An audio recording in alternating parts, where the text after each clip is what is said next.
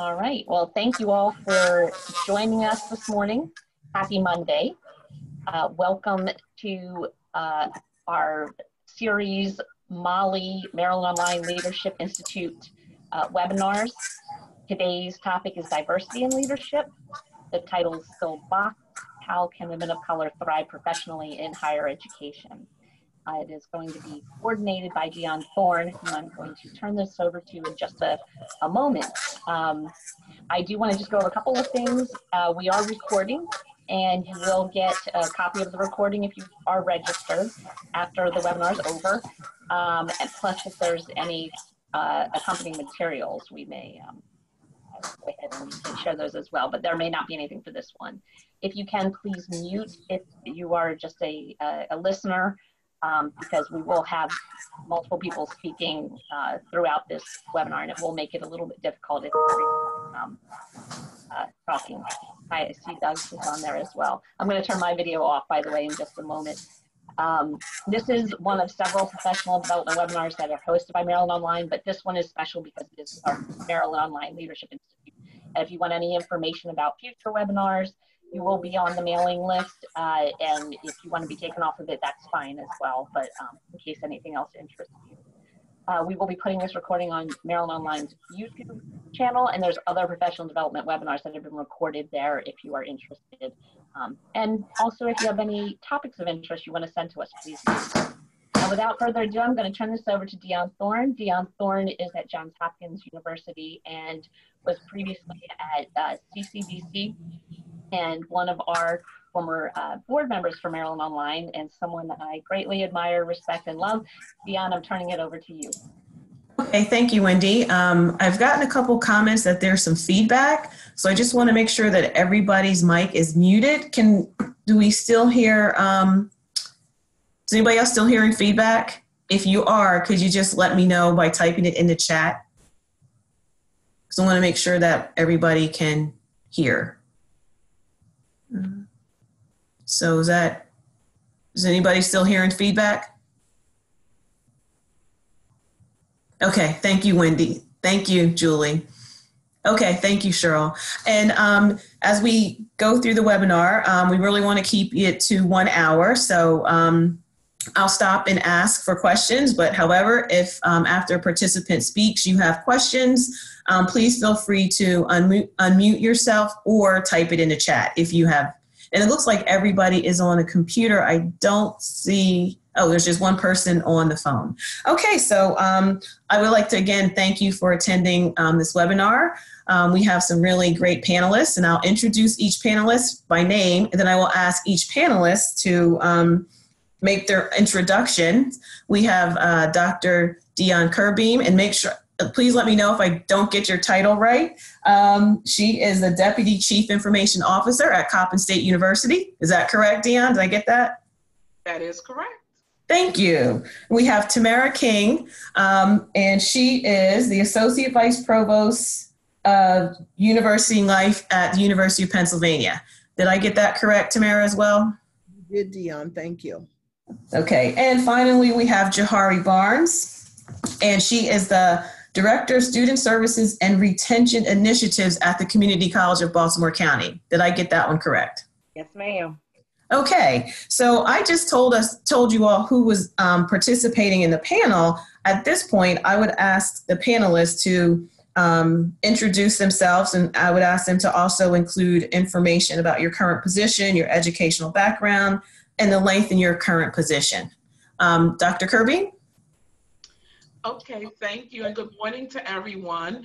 I'm Dionne Curbeam. I'm Deputy CIO at Coppin State University in Baltimore, Maryland. I've been at Coppin for 13 years, and I've been in my current position for just about 2 years. I started as an instructional technologist, and then I moved up to be the Director of Instructional Technology, and most recently the Deputy CIO here at the university. I have my doctorate degree from Bowie State, master's from Towson and UMBC. So, and I'm happy to be here today. And thank you for the invite, Dionne. Thank you. Associate Vice Provost King? Good morning. I am Tamara King, and I currently serve as the Associate Vice Provost for University Life here at the University of Pennsylvania. I've held that position now for just about 11 months. And prior to that, I was employed at Washington University in St. Louis. The first 15 years of my career, I did student conduct, administration, and associate dean of students work. And then in my last several years there before moving to Philadelphia, I was the associate vice chancellor for student support and wellness. And prior to that, I went to undergrad at Pennsylvania State University and attended New York University School of Law many years ago. And you were at one point a practicing assistant district attorney. Yes. Thank you. And Johari Barnes. Good morning, everyone. As Dionne stated earlier, I am the Director of Student Services and Retention Initiatives. This position was created about 2 years ago, and I was moved from my previous director position as Director of Academic Support into this new position.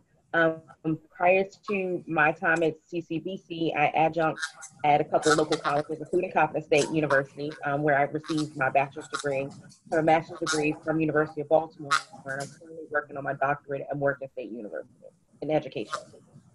Okay, thank you. Okay, so since we're talking about women of color in higher education, I would open the question to any one of you. Could you please describe how you attained your current position at your institution? Was it an internal move? Did you seek a leadership position outside of an institution? In other words, did you leave one institution and go to another institution to seek opportunities for advancement? This is going to sound weird when I say Dionne, because I'm not talking to myself. I'm Dionne Curbeam. So, when I hear people saying Dionne, I'm like, wait a minute, I didn't say that. So I'm just going to refer to you as Dr. Curbeam, so we know since we have two Dionnes. Well, you're the better Dionne. You can No. You really are. But I'll take a stab at that. I've been very fortunate that my leadership positions have all come through promotions. I work for a VP that has a great vision and strategy about what he wants to do with the unit and the division, and he poured into a lot of professional development for me and several others in our unit. And basically, my hard work was rewarded with a leadership position. So I know that's not always the case, and there's at one point that I was considering having to leave to be able to move up the ladder. But, after conversation with my boss, he made room for me and my gifts. I was able to advance here at the university. So, Dr. Curbeam, can I follow up? Did you earn your doctoral degree at Coppin State, or did you earn it before you arrived there? And was that integral in your promotion and advancement? Well, actually, I earned it while I was here. I earned it in 2010, and it was interesting because once I got my degree, I talked to my boss, said, look, I'm not going to stay in this position forever. So, and at the time, I was still an instructional technologist, and I wanted a greater opportunity. I didn't get a degree just to have it sit around. So we had a conversation, and he said, just give me some time, and I will make something happen for you. So I had to take him at his word. I was still looking, but I took him at his word. And within a few months, he did make something happen. He created a director position for me. That's fantastic. Yeah. Tamara? So I will say that I transitioned to higher ed in 1998 when I made a move to St. Louis, Missouri. Originally, I had practiced law for about 11 years prior to moving. And I think I brought to the table the legal background I had taught as an adjunct faculty member at Stanford Community College, at Penn State Global Campus. So that gave me a pretty broad base for higher education. And then when I started at Washington University, that was my first administrative position at Entryway. I worked hard. I will admit, overqualified, hired for that job, but I knew that having a family was going to be important to me, and I didn't want to have the grind of practicing law every day in addition to raising a family. So I worked at the university. I'm going to say for the audience, do a really, really good job. People will notice you. Don't be afraid to branch out. And if you get asked to serve on some committees that might be out of your comfort zone or out of your direct area, if you have supervisor support, then I would certainly entertain serving on university committees to get to expand your network. We did that at Washington University, and then the promotions came. I'm not going to say they came quickly, but I did a lot of external work on campus just so that I had a full portfolio and didn't feel like I was pigeonholed as the Director of Student Conduct and the Associate Dean of Students, which is a lot of different areas. But what I would suggest for anyone that's looking for guidance, don't be afraid to stretch, don't be afraid to expand. I think what Dr. Curbeam indicated, have honest and frank conversations with your supervisor and say, this is what I want to grow and where I think my gifts are best utilized. Then again, I was recruited from a professional recruiting firm when I was at Washington University to come to the University of Pennsylvania. So I was not in a position, I was not looking to leave St. Louis.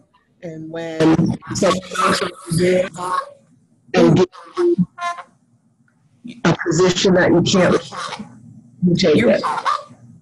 Thank you. You broke up a little bit at the end, Tamara, but I think we heard the gist of what you were saying. Thank you. Johari?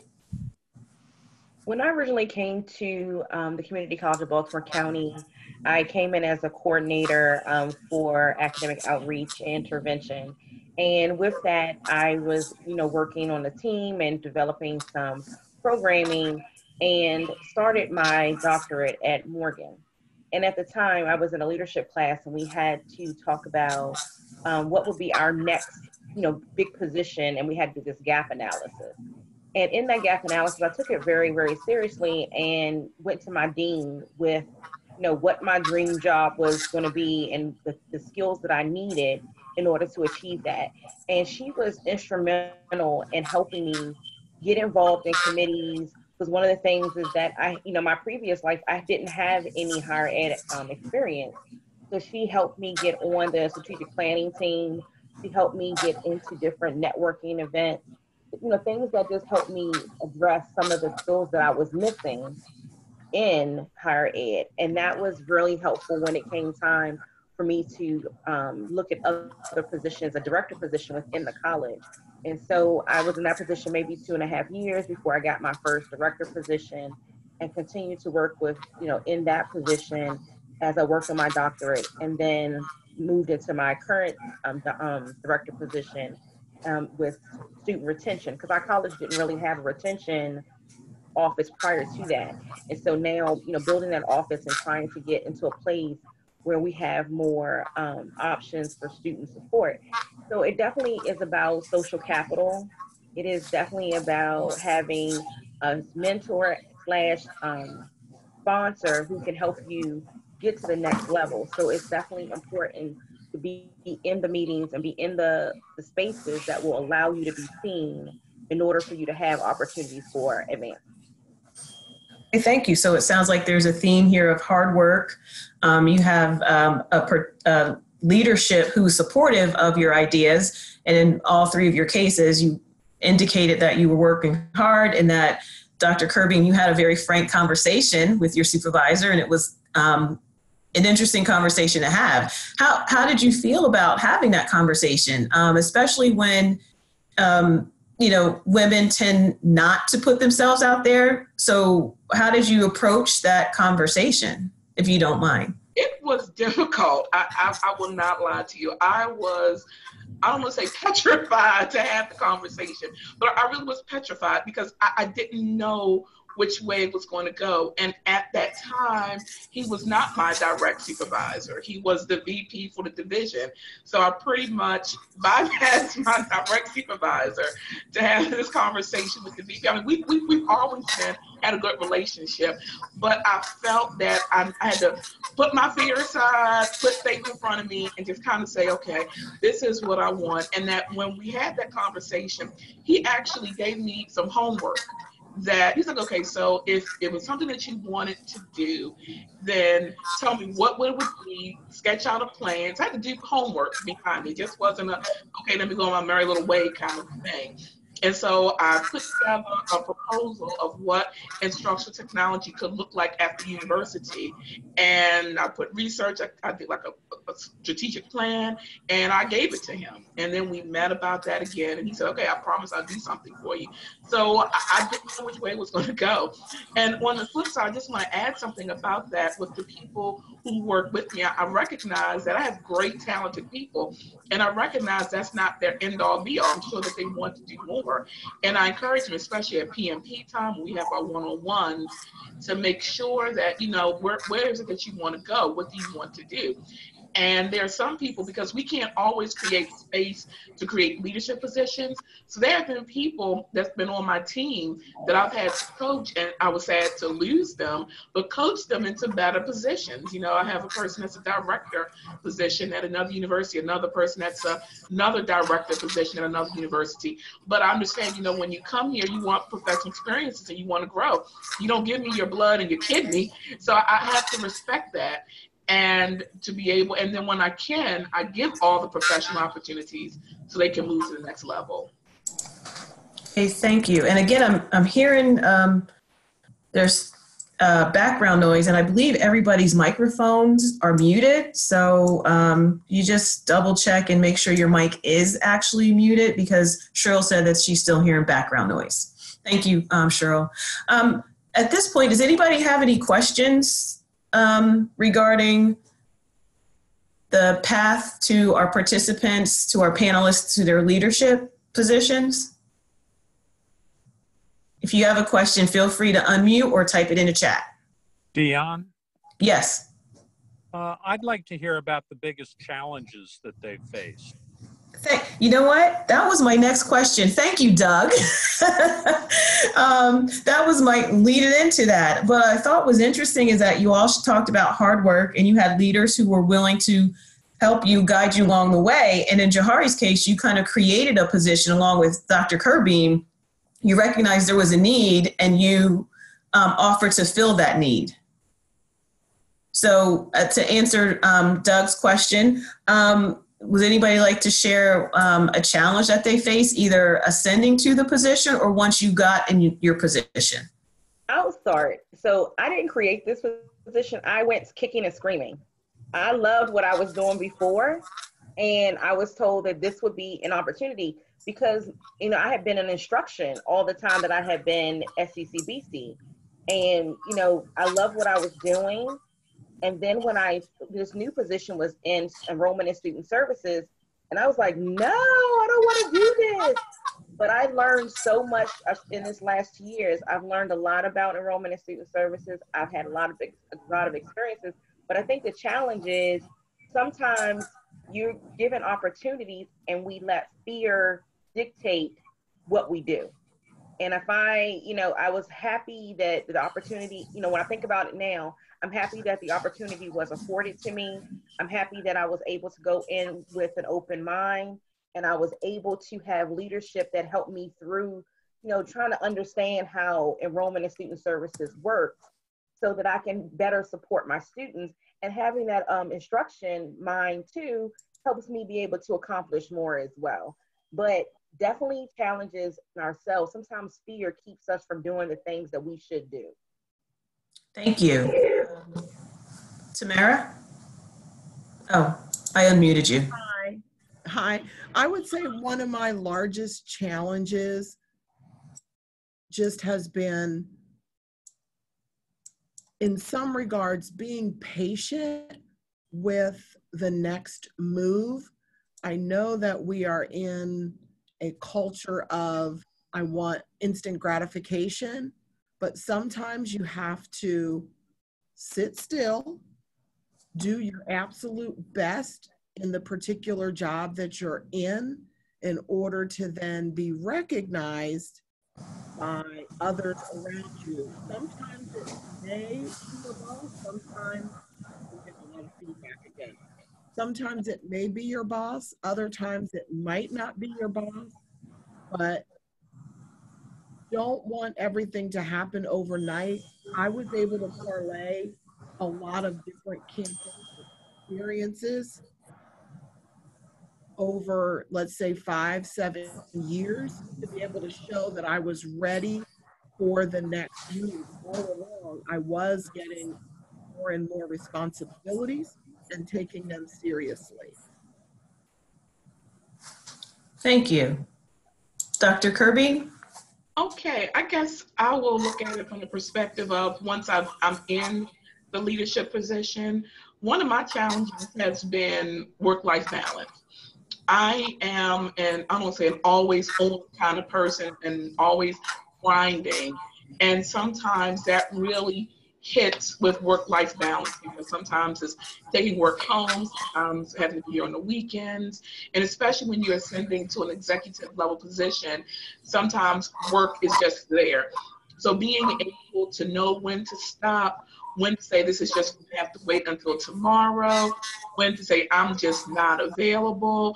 And because what I often feared is that, okay, if I'm not available, especially as a person of color and a female in an area that I am the minority, say, okay, what will happen if I don't answer that email? What will happen if I'm not there on a Saturday, or if this is not done? So it's always that in the back of my mind, but I had to kind of learn to take a step back and find that work-life balance and to know when to stop and how to have those conversations to say, look, on Saturdays, I just can't do this. In the evenings, at certain times, I'm going home. If it's not done, it's not done. And also a unique challenge for us here is that the multi-generational piece that, I manage people from baby boomers to Generation X, Generation Z, and to see the convergence of all these generations coming together and the different mindsets, it's very interesting. And I have to be a different leader for a different type of person. So being able to ascertain the type of talent that I have, being able to know when I need to be a coach, when I need to be a mentor, when I need to be I won't say a dictator, but this is just how it's going to be. But knowing the different segmentations and how to build that cohesive team across generations. And fortunately, that's been working out, but it's always a challenge of how can I do this better with that? Thank you. Now, you mentioned, I think, a challenge that when people face when it comes to work-life balance. Did you feel added pressure as a woman of color in a leadership position? Like you were saying, should I answer, should I not answer it? Do you feel like that is maybe unfair, that you had to even entertain that notion because you're almost representing all women of color? Maybe your actions may have implications for potential leaders that may be at Compton. How do you feel about that? I did feel some kind of way, and just to paint the picture a little bit, that even though Compton is an HBCU, people think it's not a big deal. In IT, there are very few people of color in IT. I am the only female leader of color in IT, and only female actually in leadership role in IT. So it was that added pressure to say, okay, I'm representing everybody, and I don't want to look like the slacker. And I had to kind of have a conversation with myself and just come to a point to realize that, Dionne, I'm a good worker. I'm a solid worker. I when things are a priority, I will go the extra mile. And I had to make that, I had to come to the realization of that, because it is this intense pressure that if you are the only one of a certain demographic or the only one of a certain gender, that you want to make sure that you are not, I won't say letting a race of people down or trying to promote, being a female in a male-dominated world. So it is that extra pressure, but I've been able over time to learn how to manage and just kind of release that fear and just realize I have to stand on the weight of the merit of my abilities. Thank you. Tamara and Johari, would you like to address that, I would say, added pressure of representing?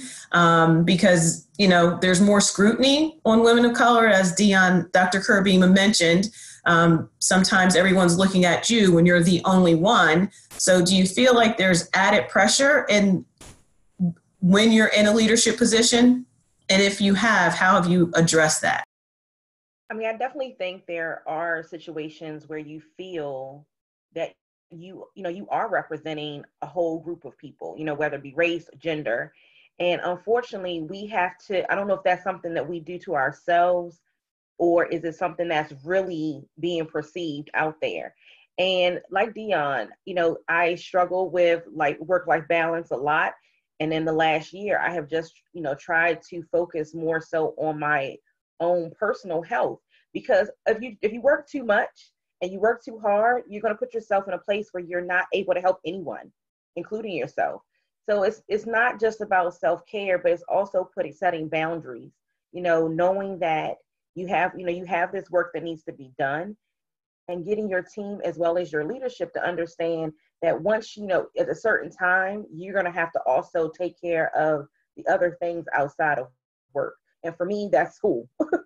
You know, I have to get my degree finished. So it's been, you know, my leadership has been understanding with that, and they have been helpful. I try to take off a couple of days during the month where I'm just focusing on school, but I will address work stuff if I need it. But it has been really helpful to have leadership who understands that and are not expecting me, my direct leadership, who is not expecting me to always be on call and be able to be available. You know, there are times, of course, I've had some challenges over the summer where I had to be on call, but that I knew that was for a limited amount of time.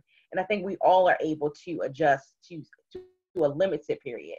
But I know that, you know, I have to think about how can I continue to be the best worker? And the only way for me to be the best worker is for me to also take time for myself and my family. Thank you. So is that a conversation you think you need to have with your supervisor in terms of that added pressure? Yes, definitely. I think having open lines of communication with your leadership is important, so they understand where you're falling on this. They're not thinking you're just, you know, just giving up, or you're just not caring anymore, or whatever the case may be, because perception is everything. And so it is, you know, you want to control what that narrative is. So you have to have the conversation.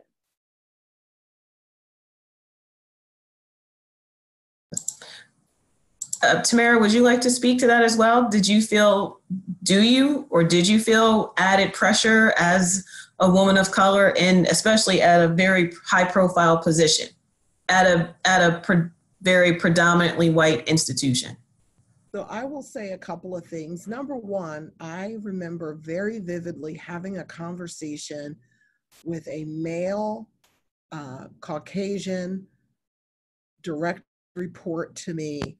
We had a conversation about me putting too much expectation on him. And he basically said that the way we were running our division was very quote unquote corporate, and he would like to have a lot more flexibility.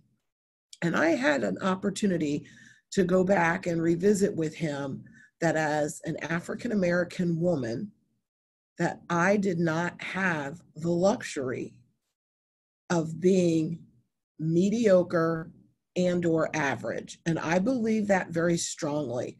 Oftentimes, women of color are overqualified for the job that they're currently working in, trying to make a step up the ladder, whether it's for additional responsibilities or more money. But I essentially had the conversation with him that from the time I was about 5 years old, my mother reminded me that I always, as a woman, as a little girl, as a person of color, that I was gonna always have to work extra hard to achieve sometimes the same thing that my male or Caucasian counterparts would achieve with a lot less effort. Unfortunately, that's not fair, but it's actually sometimes our realities. I will also suggest that in dealing with situations where the spotlight is on you, we must meet the bar. And I totally understand and appreciate that people need downtime. Don't get me wrong. But I also understand that at my particular level in the institution, where I'm directly responsible for 6 very large areas of the university, I don't have the luxury of that much downtime, and that's a trade-off. So unfortunately, I am expected to be available 24/7. That comes with the position, it comes with the job, it comes with the compensation, and it comes with that level of responsibility. So you really have to do, and I think the other 2 speakers hit it, you have to do an assessment as to what's important to you, how important is it, what are you willing to trade off, where is your work-life balance, and everyone has a different answer to those questions. My children are finally in their late teens and almost self-sufficient adults. My perspective was very different when my 3 children were all under the age of 11. So really, it's a personal question. I always, when I taught law school, I would tell my students, you also have to know that ethical barometer. What are you willing to put up with? What aren't you willing to put up with?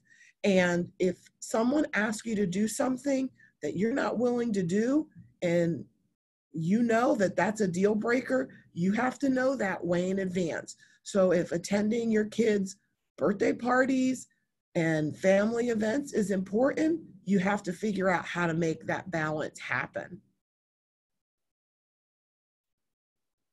Thank you. Thank you. That was an excellent point. So, and I think what I heard you say in terms of expectations, they're different for women of color. So what is it you feel like employers need to understand or know about that added pressure, or even your supervisors? Because part of what we want to talk or give people an idea of is, what can you do as a supervisor for a woman of color, given all those things you described in terms of the expectations, the spotlight, the work-life balance? Sometimes it's not fair. So if you could ask, if you could give some advice to a supervisor of a woman of color, what would you tell them in terms of their promotional path? Tamara, do you want to start? Sure.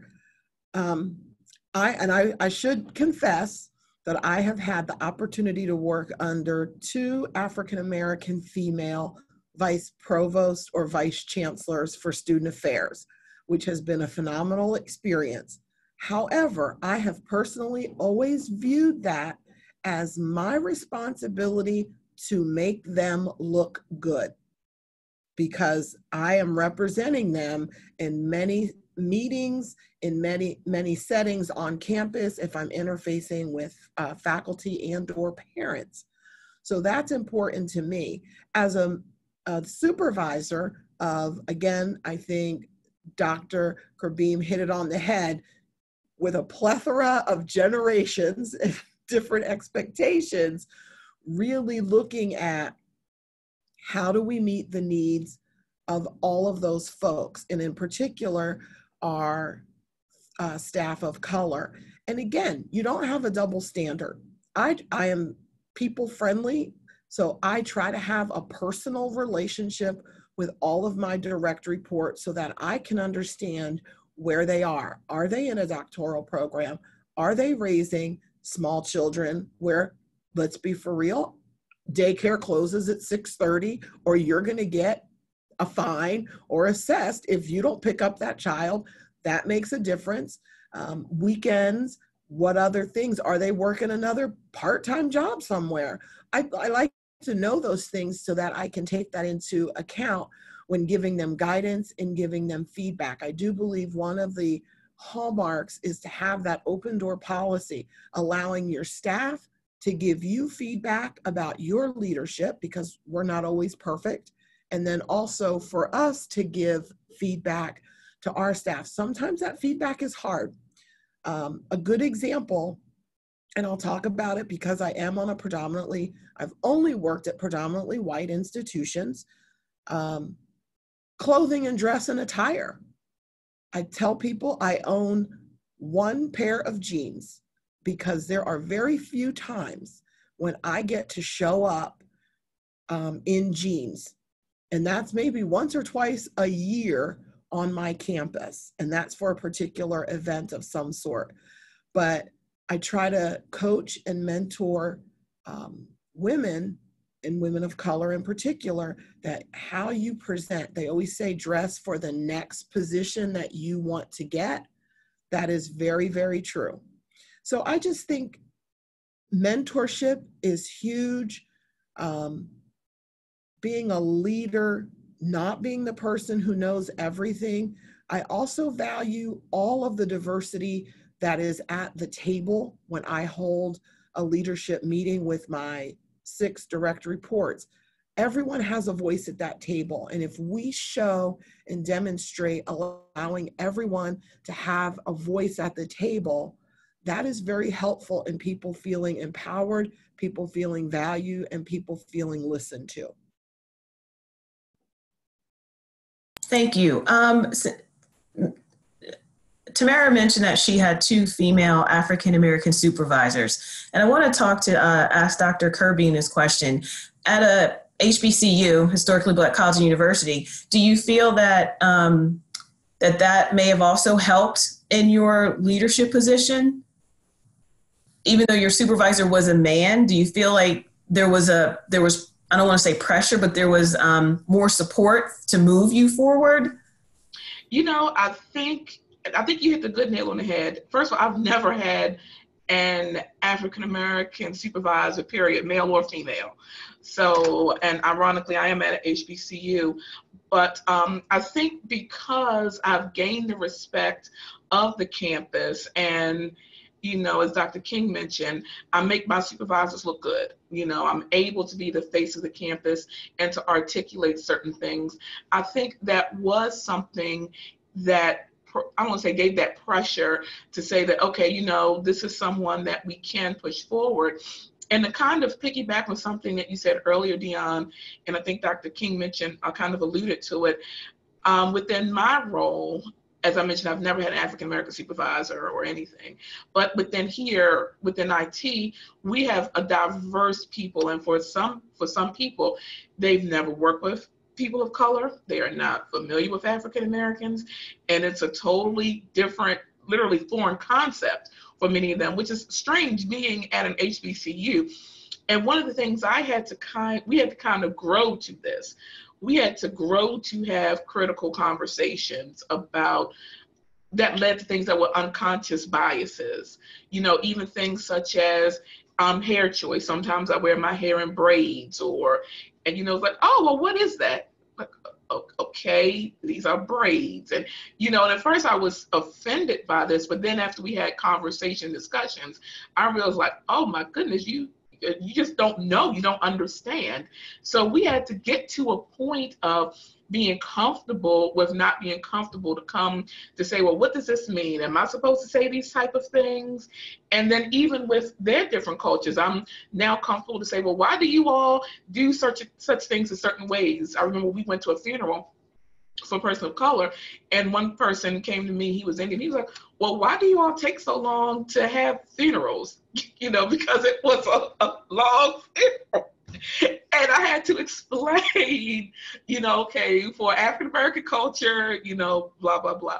And it wasn't coming from a malicious way, but can you imagine that if he said that to the campus or said that to the wrong people? So we've developed a comfortable nature of asking uncomfortable questions about race, ethnicity, and I think that helps us to respect one another's differences and also to be able to have a different perspective on what we go through and what we think about and why we act sometimes the way that we do. That's a really good point you made about sometimes being a leader of diversity, because women of color are typically in a position where voices are not at the table. So as a leader, both you and Tamara indicated you find it valuable and important to make sure everybody has a voice. And I think that's something that women of color, especially in leadership positions, are able to bring through their experience, that maybe everybody else may not have that perspective or have that vision of realizing how important it is to bring everybody to the table. So thank you for that. Johari, how has your experience been in terms of working with a diverse group of people, or maintaining that work-life balance? Yeah, I have kind of like both Dr. King and Dr. Curbeam has said, you know, I have this team of folks. Some people have been at CCBC 30 years, and I have some people who've been there very short period of time. And so my age group, as well as the different cultures that are on my team, definitely make for conversations about, you know, differences between folks, and having those comfortable conversations have definitely helped our team grow more cohesively over the last 2 years. I have had the pleasure of having both African-American women leaders as well as women, just white women as direct leaders with me. And I think both of those things have had, they're different in how they approach things, but I think they have both been very instrumental in how I do what I do as a leader. You know, different styles, but I've been able to incorporate some of those things in order to help me be a better leader with my team in its diversity, not just with race and culture, but also with age.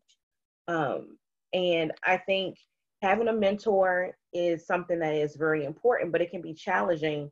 I think we have to remember that mentors don't necessarily have to look like us. I think that you can find a mentor who has the experiences and can push you in the right direction, but they do not have to be the same culture or race as you. They don't have to be the same gender as you. They just have to be a person who is willing to see you move forward, and they see what you're able to do, and they can speak for you when you're not in the room. So they become a sponsor for you. You know, the sponsor is the person who's talking about you when you're not there. They're the ones behind the scenes who are trying to help you, unbeknownst to you. They're trying to help you get into those opportunities, leadership, mentor, you know, be able to mentor you from afar as well as up front. And I think those things are very important. You know, I think as a woman leader, there are many challenges, be it work-life balance, be it making sure that you are sensitive to everyone's needs on your team. And it can be challenging based off perception. And so we do have to be mindful of how we dress and how we speak and how we approach things.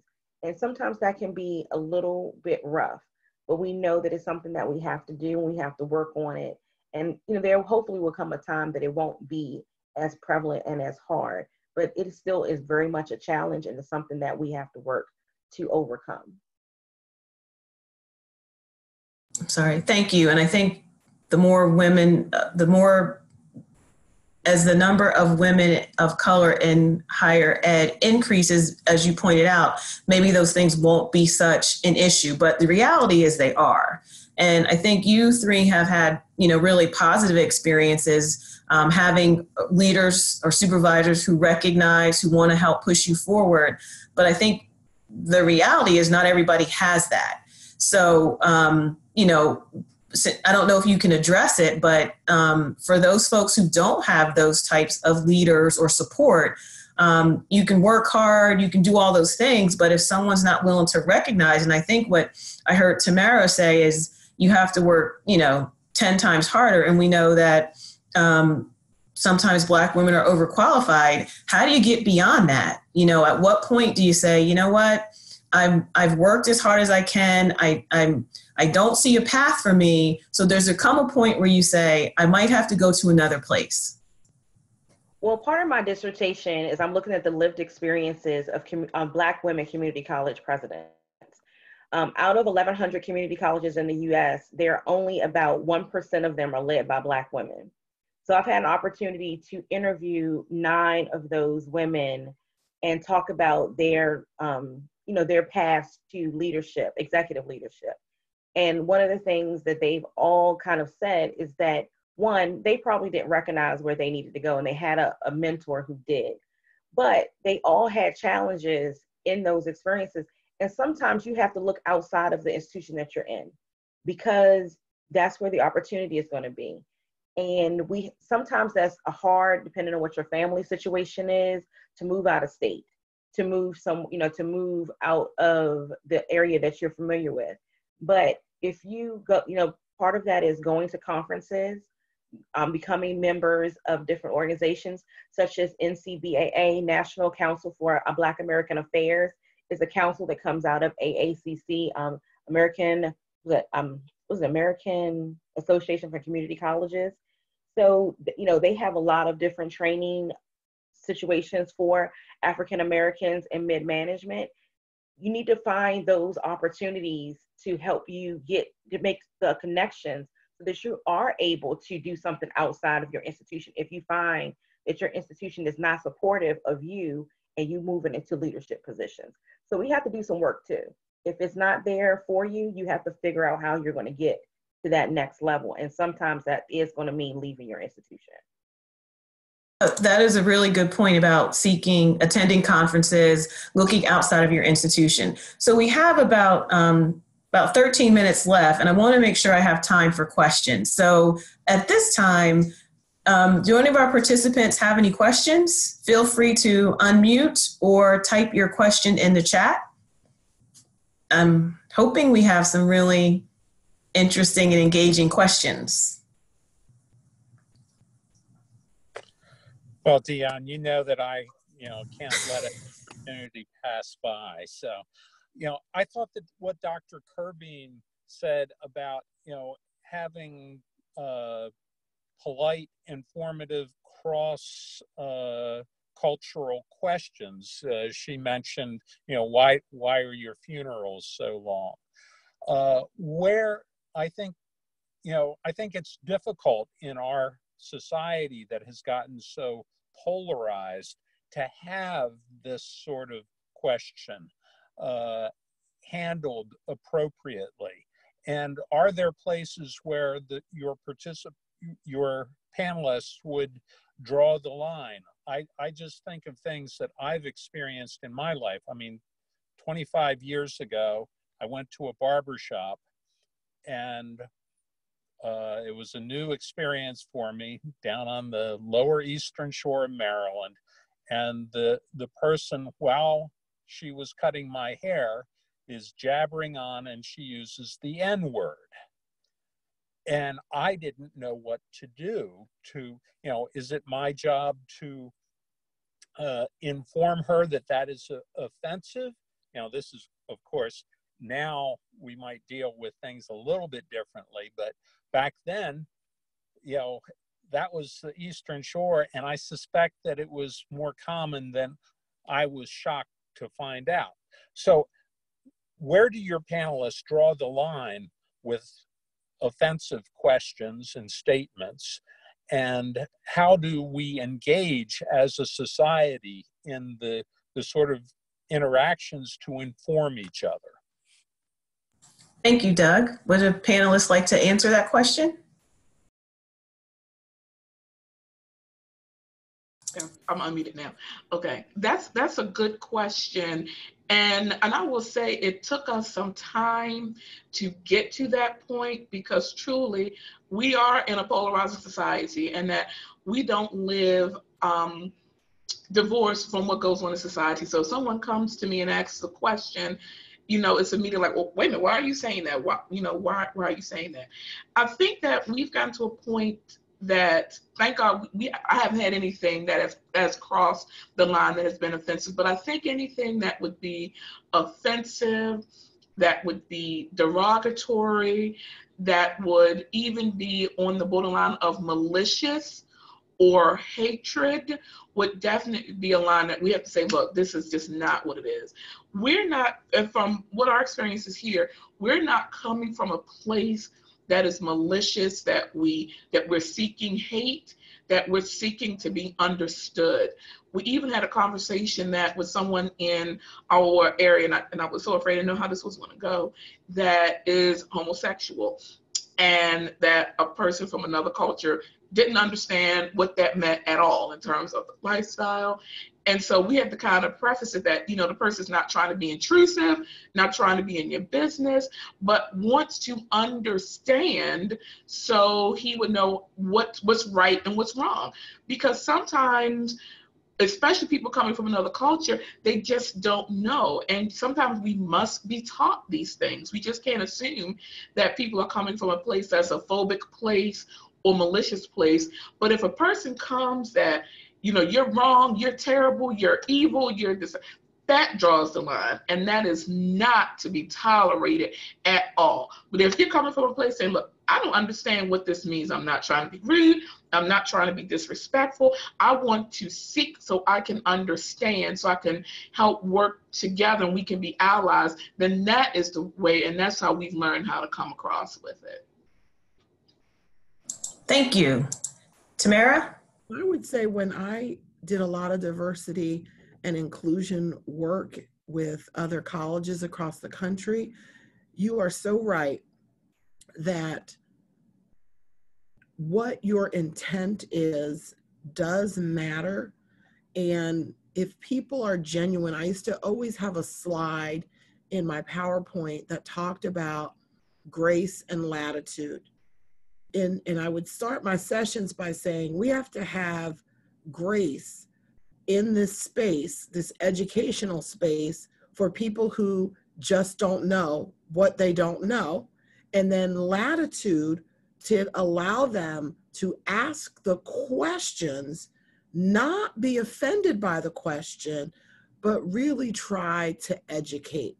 So when I heard you speak, it made me come back to the one slide that I always put in there. This session, we are going to exercise grace and latitude, which in a lot of ways gets us to the heart of why it's so important that not everyone is asking what could be perceived as an offensive question for ill intent. And Wendy has posted a great question in the chat. I will read it if everybody, I don't know if all of our participants can see it, but I'll read it. How do you keep up the energy, having to play multiple roles all the time, doing your job well, helping people in your office, understand your culture, and at the same time, it seems like you are constantly on duty to be a mentor to other young women of color. It seems exhausting. What inspires you to keep it up? Well, I'll start and then that'll be my last comment. You have to take this stuff to heart. You have to want to do a good job.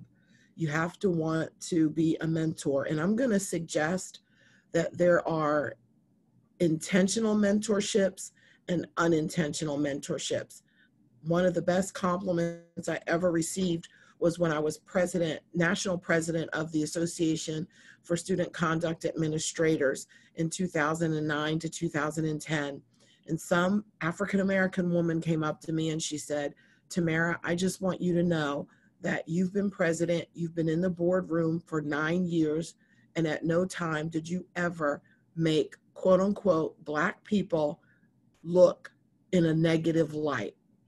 And I had no idea that I was being judged by my peers in that regard. But you never know who you are mentoring, who you are working with, and how your impact comes off to other people. At work, I'm all about the business. I'm professional. Dionne knows me. We grew up together. Outside of work, in the company of family with no cell phones, I'm a different person. You got to let your hair down every once in a while, but I don't want to take up too much time. It is exhausting. You have to love your job. I will mentor someone out of a job in a second if they come to me and tell me how god-awful, horrible their job and their position is. There is a better position for you. Sometimes you're going to have to come out of your comfort zone and really search for that position. And I'll just say networking, networking, networking. And I'm hoping that Johari is talking to my friend who is a president at a community college in Minnesota. And if not, we'll touch base later. Thank you. And I think Dr. King just summarized it all in a wonderful, wonderful way. And, you know, I'm a lifelong learner. I'm a curious person. So being able to do multiple things helps me, because everything I learn, I use it, I put it on my resume, because I never know when the next opportunity is going to come. So I relish being able to do something different.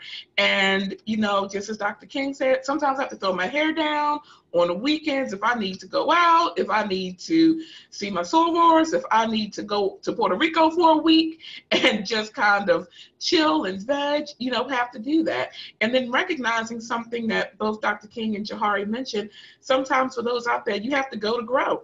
That if you are finding it exhausting, if you're not moving upward, you have to go to grow, and don't feel that you have to stay in a situation that you're in Doomsville. There is no such thing as that. You can do it. You can go to grow.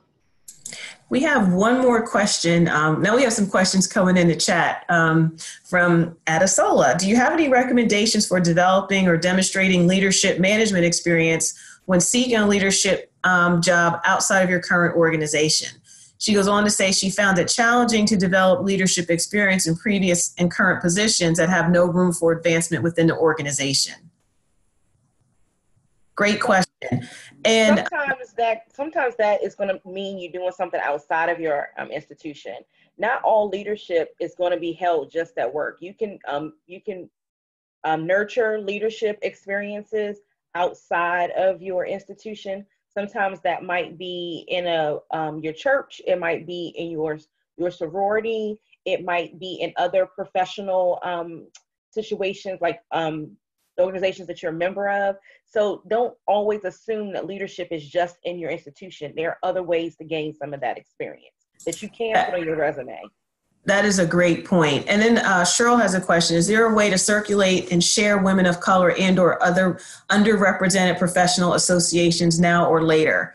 Are there any, does anybody know of any organizations that are for women of color or underrepresented professional associations? I'm going to say, if you do, could you email them to Wendy, and maybe Wendy could share those with the participant list? We have about 2 minutes left, and I really would like to say thank you all so much for sharing your insight and your experience. And I'm hoping all of our participants gain some valuable information from attending this webinar. And with 1 minute left, does anybody have a quick question or comment? I would just like to say thank you, Dionne. I had a great time, and I appreciate you organizing this. This was awesome, and I've also learned from the panelists today as well, so thank you. Thank you for attending. Yes, and I want to thank Dionne for doing an excellent job of coordinating, because this was actually, for those of you who don't know, Dionne actually brought up a suggestion last June, I guess, and then we roped her into not just helping us with our MOLLI program and being one of our mentors. She is also, this was her brainchild, and she got everything together for this, and it's been a wonderful, wonderful experience. So kudos to you, Dionne. Thank you, Dionne, Thorne. Kudos to all to the other Dionne and all the speakers. You guys were really, really great. Any last words, Dionne, and I will say goodbye. No, I'm just typing in a chat. Thank you all for attending. And I hope this is the beginning of a conversation and not the end of a conversation. As we've heard, that mentoring is important, reaching out to other people, social capital, networking. So I hope this is obviously the beginning. I know all the participants. They're all very good friends of mine. So yeah. Oh, this was extremely informative. When is the next webinar? Do you mean about this or in general? Everyone here will be on, everyone who participated will be on the mailing list. So you'll get general information, but I do think after the success of today that Dionne and I may need to talk about even doing a part 2 just for this topic. Yes, I'm looking forward to that. Thank you all so much. Oh, Tamara posted something in the chat. If everyone, there's a Facebook group, it's called Black Women in Higher Ed. You feel free to reach out to Tamara King at University of Pennsylvania. And I'll put that information in when I send and it'll either be by the end of today or tomorrow. I'll send you the recording link or the link to the channel with this recording on there. and any other information, and I can certainly, Tamara, if you're okay with me sharing your email, you can contact her directly. I think we have a potential topic about the issues of diversity and how to deal with it. So maybe that's part 2. But again, thank everybody for coming. I don't want to take any more of your valuable time. Have a great week. Thank you, everyone. Thank you. Thank you.